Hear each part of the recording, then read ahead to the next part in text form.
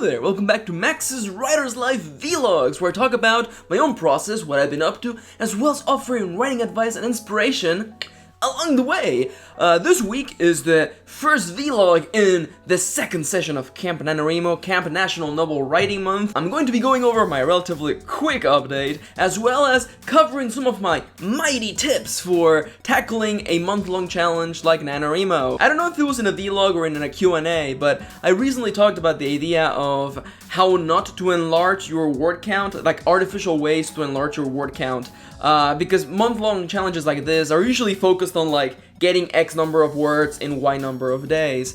And I talked against doing things like that, but I realized that I didn't really exactly give points or too much advice in regards to how to increase your word count by doing quality of life improvements to your writing area. So that's what we're going to be talking about today in a moment. First, let's go over my update. What was I up to this week? I've been writing. I am not doing like a full-on Camp NaNoWriMo challenge, mostly because I also have to edit books during this month. I am going to be writing 2 novellas and editing 2 novellas, hopefully / probably, because that's basically the plan. I dashed straight through into writing, and that has pretty much been my week, except for one other thing. As always, if you would like to follow my updates very closely, follow me on Tumblr or Twitter. Every time I do a big writing session, I talk about it, and I do a little quick word update, as well as offering advice and inspiration. And if you follow me on Twitter, you get all of that, and me also being a giant dork, so there you go. But anyhow, what else has been my life? Well, mostly writing, but also like The Sims. I talked in a previous vlog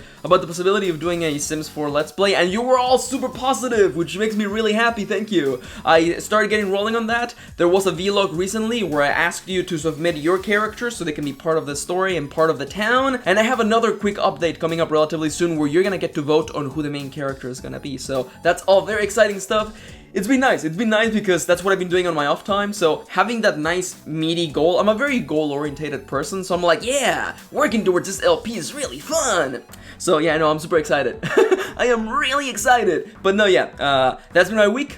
Writing, working on writing, and basically working on The Sims. That has been my life. Hashtag my life. But let's move past this, charge forth, and talk about the subject of the day. My mighty tips for attempting a month-long challenge like Camp National Novel Writing Month. Yeah! So, as I mentioned, I recently did a video and I was talking about, talking against the artificial ways of enlarging your word count. I wanted to stop for a minute and give you some really nice quality of life improvements that will not only help you, make writing easier, but it may also help you do more writing. So I'm gonna just kind of tackle them one by one. These are not in any specific order. These are just tips that are so ingrained into my writing lifestyle that I forget that I'm even doing them. They're just kind of part of the way that I set up to do writing every day, which made them a little bit hard for me to stop and realize them, because it's that thing where something becomes such an important ingrained part of your lifestyle that it takes you a moment to realize, oh yeah, most people probably don't do this. So I'm gonna just give you all these secret, super duper secret, mighty tips coming to you right about now. Tip number 1. A controlled environment is really, really, really important.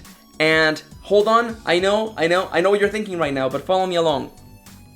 If you're able to write in your own zone, like for instance, your bedroom or a closed-off area, I would like to encourage you to do so. As Stephen King said on his memoir/writing advice book, On Writing by Stephen King, my favorite writing book, link in the description down below, I fully recommend that book. Freaking love it.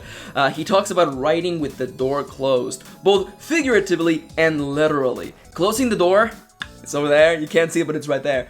Closing the door is super important, not only because it indicates that you're not welcoming anybody within your personal space, but it also prevents distractions. If you have seen me on Twitter or Tumblr or Instagram, I've posted this sign that I put on my door every time, and it's a sign that says like Max is writing in all caps, do not disturb. Now, let's be real here. I understand that probably most of you don't have a controlled environment, and that's okay. You don't need to. One of my favorite things to do, and one of the things that I used to do all the time, was shadow writing. The act of going into a public area like a coffee shop or a library and just writing there. Being surrounded by chaos can also almost create like a seal around you, because if everything around you is a distraction, it just becomes white noise. Now, those are a little bit of extremes, so I'm gonna give you a bit of a middle ground. What do I recommend for creating your own personal controlled environment? Headphones, music, and white noise.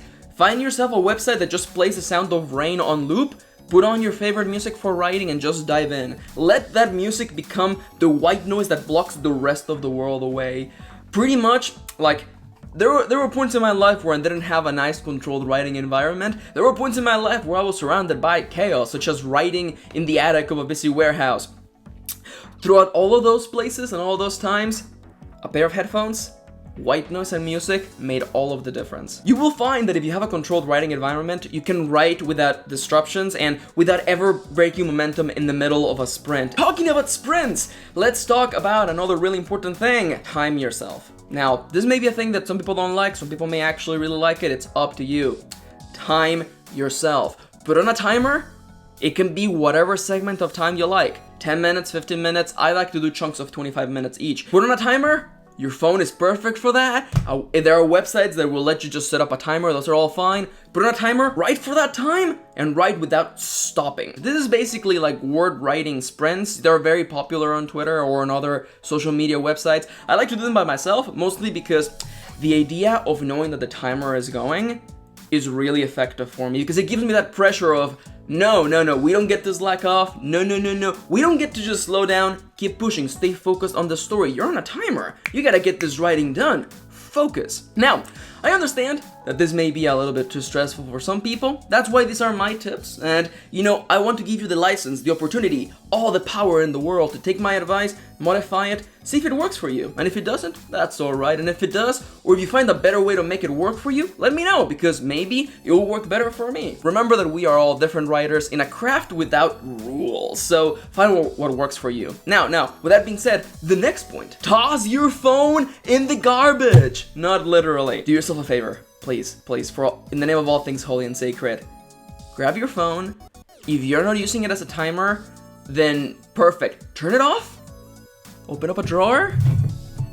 Toss it in there and close the thing. Close the thing. I used to be really bad about checking my phone in between every writing sprint. I used to be really bad about like, well, I better check my email in case there's anything important. I better check on YouTube Analytics to make sure if I got any new comments on that video. And 5-10 minutes would go by. And those are 5-10 minutes that I wasn't writing. That's bad. Grab your phone, turn it off, put it away. Some of you may think that's a little extreme, and you know what? I understand that. But in my personal experience, I was really bad at that, so it took an extreme solution to take care of that problem. You don't want distractions. You don't want to be in the middle of a really good writing sprint, to be in the zone, to be focused, and to be lured away by the buzzing of your phone telling you, oh, that one friend of yours replied to your tweet, or, oh, you got a notification, you got a new email, I guess I gotta stop writing and go check it out.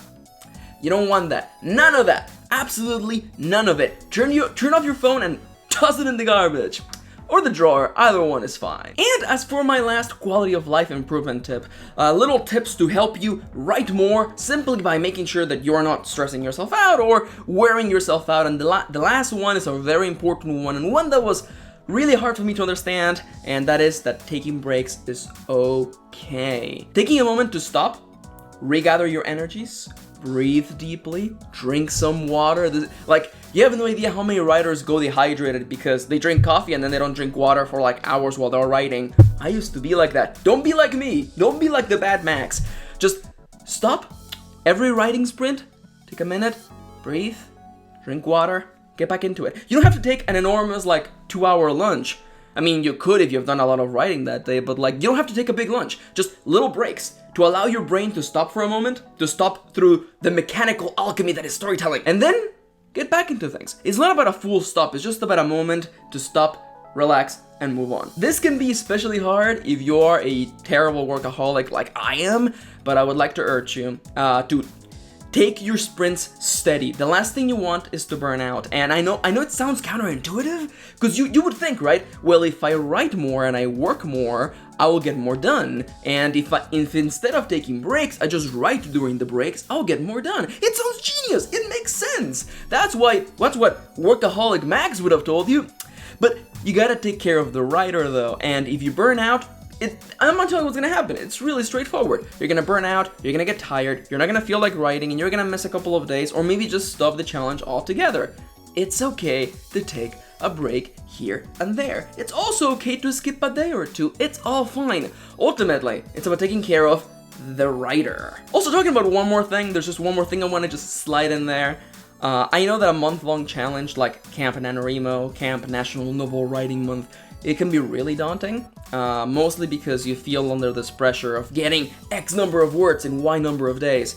And I want to remind you, again, just slide it under your door, to ask yourself, why are you doing this? Why are you taking a challenge like this? Is it because you want to improve on your writing skills? Is it because you want to finally finish that novel you've been working on forever? Is it because you just want to try out writing? Through this myriad of reasons why you would take a challenge like this, I want to inspire you to organize the hierarchy of priorities in your mind. Because there are people out there who, like, this morning they heard that I wasn't writing this morning because this morning I'm recording videos for the channel, and they were like, why aren't you writing? I'm like, well, there are other priorities, and that's okay. Life is not all about writing, mostly about writing, but not all about writing, and don't feel guilty about those things, okay? Because I know that it's okay to feel guilty about breaks, but take your breaks anyway, please. But if something comes up in life, or something happens, and you realize, oh, the time that I had for writing is not here anymore, don't feel guilty. Life happens, and there are priorities, because you're a human being, most of you adults, and you'll figure things out, okay? Okay, alright, so, in quick summary, create your own personal, controlled environment through which you will have no distractions so you can focus on the writing. Time yourself so that you're always focused and you have that extra little bit of pressure on you to remind you that you can't slack off because you're on the clock. Toss your phone in the garbage! Take breaks and remember that it's okay to slow down and it's okay to take a break here and there because you're a human being and life happens. Hashtag life happens. But yeah, no, that's pretty much all I wanted to say today. This was a really quick vlog. I wanted to cover these kind of like quality of life improvements, and they are things that I don't think about as much, mostly because they've become ingrained in the way that I do things. And I want to just remind you again that it's also okay to make mistakes, because I didn't arrive to where I am here without making a couple of mistakes. I learned a lot from people, because there is not enough time for you to make all of the mistakes. So learn from my mistakes and learn from the mistakes of others, and seek to get better at what you do. Okay, stay focused, move on, and take care of yourself. As I've said in the past, I'm gonna say it again, if you want to take care of the writing, you gotta take care of the writer. Okay? Okay. For the time being though, I want to thank you for watching, and I want to hear what you have been up to. Have you been writing? Have you been reading anything? Are you participating in my Sims 4 LP? Let me know. People were asking me, I'm like, Max, are you gonna stop taking characters for the Sims 4 LP? I'm always going to be taking characters. We're gonna have like several seasons, and I'm gonna need to fill up the town every once in a while. Trust me, trust me. There's space. There's plenty of space. Keep submitting your characters. But anyhow, I gotta get going. And also one more thing. If you have questions or suggestions for future episodes, subjects you would like me to cover or talk about, let me know in the comments down below. But yeah, I gotta get going. For the time being, thank you for watching. Thank you for spending a little bit of your day with me. And I'll see you on the next one.